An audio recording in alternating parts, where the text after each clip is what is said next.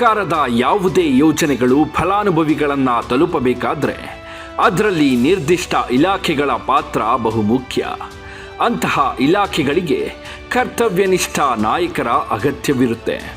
ಅಂಥವರಲ್ಲಿ ಕಾಳಜಿ, ಸಹಾನುಭೂತಿ, ಶ್ರದ್ಧೆಯಿಂದ ತನ್ನ ಜನರಿಗಾಗಿ ಶ್ರಮಿಸುತ್ತಿರುವ ಲೀಡರ್ಸ್ ಪೈಕಿ ಕಾರ್ಮಿಕ ಸಚಿವ ಸಂತೋಷ್ ಲಾಡ್ ಮುಂಚೂಣಿಯಲ್ಲಿದ್ದಾರೆ.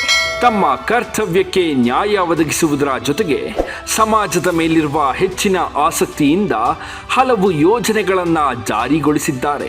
ಇಂತಹ ಪ್ರಯೋಜನಗಳಿಂದ ಅದೆಷ್ಟೋ ಕಾರ್ಮಿಕರ ಬದುಕಲ್ಲಿ ಶಾಶ್ವತ ಬೆಳಕು ಮೂಡುವಂತಾಗಿದೆ. ಸಚಿವ ಸಂತೋಷ್ ಲಾಡ್ ಅವರ ಒತ್ತಾಸೆ, ಪರಿಶ್ರಮದಿಂದ ಕಾರ್ಮಿಕರಿಗೆ ಭರ್ಜರಿ ಕೊಡುಗೆ ಸಿಕ್ಕಿದೆ. ಕಾರ್ಮಿಕರಿಗೆ ಪರಿಷ್ಕೃತ ಕನಿಷ್ಠ ವೇತನ ಜಾರಿ ಮಾಡಲು ರಾಜ್ಯ ಸರ್ಕಾರದಿಂದ ಅಧಿಸೂಚನೆ ಪ್ರಕಟವಾಗಿದೆ. ಇದರಿಂದ ಲಕ್ಷಾಂತರ ಶ್ರಮಯೋಗಿಗಳ ಬದುಕು ಬಂಗಾರವಾಗಲಿದೆ. ಈ ಯೋಜನೆಯ ಮುಖ್ಯ ಅಂಶಗಳನ್ನು ನೋಡೋದಾದ್ರೆ, ಕಾರ್ಮಿಕರ ಕೆಲಸ ಮತ್ತು ಕುಶಲತೆಯ ಆಧಾರದ ಮೇಲೆ ವೇತನವನ್ನು ನಿಗದಿ ಮಾಡಲಾಗುತ್ತೆ. ದಿನಕ್ಕೆ ಮತ್ತು ತಿಂಗಳಿಗೆ ಎಷ್ಟು ವೇತನ ನೀಡಬೇಕು ಎಂಬುದಕ್ಕೂ ಸ್ಪಷ್ಟನೆ ಸಿಗಲಿದೆ.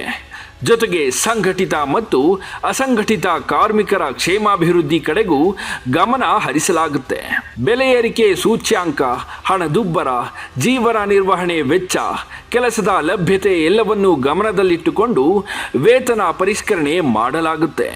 ಅಷ್ಟೇ ಅಲ್ಲದೆ ಕಾರ್ಮಿಕ ಸಂಘಟನೆಗಳ ಅಭಿಪ್ರಾಯಕ್ಕೂ ಮನ್ನಣೆ ಸಿಗಲಿದೆ. ಹಾಗೂ ಈ ಯೋಜನೆ ವಿಚಾರವಾಗಿ ಆಕ್ಷೇಪಣೆಗಳಿಗೂ ಅವಕಾಶ ನೀಡಲಾಗುತ್ತೆ.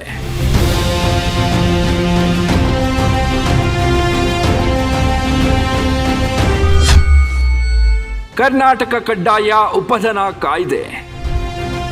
ಇನ್ನು ಕಾರ್ಮಿಕ ಇಲಾಖೆಯ ಮತ್ತೊಂದು ಕ್ರಾಂತಿಕಾರಕ ಕ್ರಮ ಅಂದರೆ ಅದು ಕರ್ನಾಟಕ ಕಡ್ಡಾಯ ಉಪಧನ ಕಾಯ್ದೆ.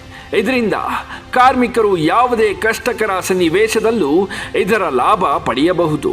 ಕಾರ್ಮಿಕರು ಕೆಲಸ ಮಾಡುವ ಸಂಸ್ಥೆಗಳು, ಕಾರ್ಖಾನೆಗಳು, ಉದ್ಯಮಗಳು ದಿಢೀರ್ ಮುಚ್ಚಿದ್ರೆ, ದಿವಾಳಿಯಾದರೆ ಅಥವಾ ಇತರೆ ಯಾವುದಾದ್ರೂ ತೊಂದರೆಯಲ್ಲಿ ಸಿಕ್ಕಿ ಹಾಕ್ಕೊಂಡ್ರೆ ಅಂತಹ ಸಮಯದಲ್ಲಿ ಈ ಯೋಜನೆ ಭಾರೀ ಸಹಕಾರಿಯಾಗಲಿದೆ. ಹೊರಗುತ್ತಿಗೆ ಕಾರ್ಮಿಕರ ನೇಮಕಕ್ಕೆ ಸಮಿತಿ ರಚನೆ. ಸಚಿವ ಸಂತೋಷ್ ಲಾಡ್ ಇಷ್ಟಕ್ಕೆ ಸುಮ್ಮನಾಗಿಲ್ಲ. ಹೊರಗುತ್ತಿಗೆಯಲ್ಲಿ ಕೆಲಸ ಮಾಡುತ್ತಿದ್ದ ಸಾಕಷ್ಟು ಕಾರ್ಮಿಕರ ಸಮಸ್ಯೆಗಳನ್ನು ಮನಗಂಡು ಅದಕ್ಕೊಂದು ಉಪಾಯವನ್ನು ಜಾರಿ ತಂದರು. ಅದುವೇ ಹೊರಗುತ್ತಿಗೆ ಕಾರ್ಮಿಕರ ನೇಮಕಕ್ಕೆ ಸಮಿತಿ ರಚನೆ. ಈ ಸಮಿತಿ ರಚನೆ ಮೂಲಕ ಹೊರಗುತ್ತಿಗೆ ಕಾರ್ಮಿಕರಿಗೆ ಉದ್ಯೋಗದಾತರು ನೀಡುತ್ತಿದ್ದ ತೊಂದರೆಗಳಿಗೆ ಫುಲ್ ಸ್ಟಾಪ್ ಇಟ್ಟಿದ್ದಾರೆ. ಈಗಾಗಲೇ ಈ ಪ್ರಕ್ರಿಯೆಯನ್ನು ಬೀದರ್ನಲ್ಲಿ ಪ್ರಾಯೋಗಿಕವಾಗಿ ಅನುಷ್ಠಾನ ಮಾಡಿರುವ ಕಾರಣ ಇದನ್ನು ಬೀದರ್ ಮಾದರಿ ಅಂತಲೂ ಕರೆಯಲಾಗುತ್ತೆ. ಇದರಿಂದ ಆಗುವ ಪ್ರಯೋಜನಗಳನ್ನು ನೋಡೋದಾದರೆ,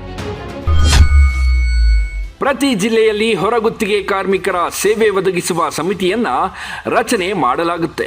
ಈ ಸಮಿತಿ ಮೂಲಕವೇ ಕಾರ್ಮಿಕರ ಸೇವೆಯನ್ನು ಒದಗಿಸಲಾಗುತ್ತೆ. ರಾಜ್ಯದ ಎಲ್ಲ ಜಿಲ್ಲೆಗಳಿಗೂ ಈ ಸೇವೆಯನ್ನು ವಿಸ್ತರಿಸುವ ಮಹತ್ವದ ಉದ್ದೇಶವನ್ನು ಕಾರ್ಮಿಕ ಇಲಾಖೆ ಇಟ್ಟುಕೊಂಡಿದೆ.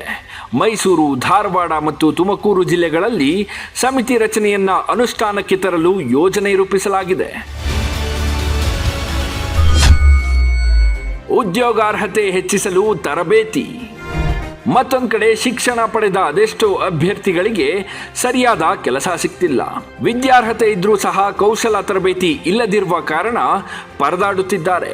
ಈ ಸಮಸ್ಯೆಯನ್ನ ಗಂಭೀರವಾಗಿ ಪರಿಗಣಿಸಿದ ಕಾರ್ಮಿಕ ಇಲಾಖೆ ಆನ್ ಜಾಬ್ ಟ್ರೈನಿಂಗ್ಗೆ ಅವಕಾಶ ನೀಡ್ತಿದೆ. ಇದರ ಡೀಟೇಲ್ಸ್ ಇಲ್ಲಿದೆ ನೋಡಿ.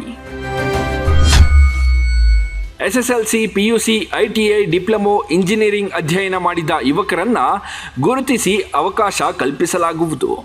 ಗುರುತಿಸಲಾದ ಅಭ್ಯರ್ಥಿಗಳಿಗೆ 24ರಿಂದ 36 ತಿಂಗಳ ಅವಧಿಗೆ ಆನ್ ಜಾಬ್ ಟ್ರೈನಿಂಗ್ ನೀಡಲಾಗುವುದು. ಕಾರ್ಮಿಕ ಇಲಾಖೆ ನೀಡುವ ಕನಿಷ್ಠ ವೇತನದ ಪ್ರಕಾರ ತರಬೇತಿ ಅವಧಿಯಲ್ಲಿ ಅಭ್ಯರ್ಥಿಗಳಿಗೆ ಶಿಷ್ಯ ವೇತನವನ್ನು ನೀಡಲಾಗುತ್ತದೆ. ಅಲ್ಲದೆ ತರಬೇತಿ ಮುಗಿದ ನಂತರ ತರಬೇತಿ ಪಡೆದ ಅಭ್ಯರ್ಥಿಗಳಿಗೆ ಅನುಭವ ಪ್ರಮಾಣ ಪತ್ರವನ್ನು ಒದಗಿಸಲಾಗುವುದು.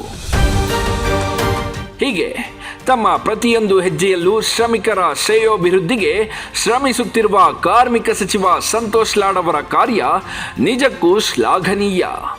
ಕಾರ್ಮಿಕ ಇಲಾಖೆಯ ಅಧಿಕೃತ ವೆಬ್ಸೈಟ್ಗೆ ಭೇಟಿ ನೀಡಿ ಇನ್ನೂ ಹೆಚ್ಚಿನ ಮಾಹಿತಿಯನ್ನು ಪಡೆಯಿರಿ. Bureau report, boss TV Kannada. Latest ಹಾಗೂ ಇಂಟ್ರೆಸ್ಟಿಂಗ್ ಸುದ್ದಿಗಳಿಗಾಗಿ ಬಾಸ್ ಟಿವಿ ಕನ್ನಡ ಚಾನೆಲ್ನ ಸಬ್ಸ್ಕ್ರೈಬ್ ಮಾಡಿ. ಹಾಗೆಯೇ ಬೆಲ್ ಐಕಾನ್ ಪ್ರೆಸ್ ಮಾಡಿ. ಇದರ ಜೊತೆಗೆ ಫೇಸ್ಬುಕ್, ಇನ್ಸ್ಟಾಗ್ರಾಮ್, ಎಕ್ಸ್ನಲ್ಲೂ ಮಿಸ್ ಮಾಡದೆ ಫಾಲೋ ಮಾಡಿ.